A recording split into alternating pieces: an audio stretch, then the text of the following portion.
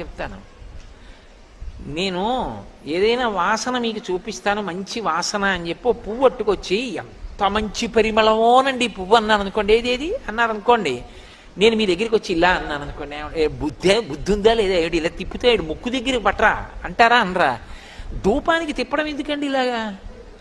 పైగా నిప్పు నెరుసులన్నీ పడిపోయేంత వరకు వెలిగించేసి ఇలా బోర్లా పెట్టి అప్పుడు దాన్ని ఇలా ఇలా ఊపేసి ఆరిపోయిన తర్వాత ఇలా తిప్పేసి ఆ నెరుసులన్నీ ఆయన బట్టల మీద పడిపోతుంటే ఆయన దులుపుకు లేచి వెళ్ళిపోడు.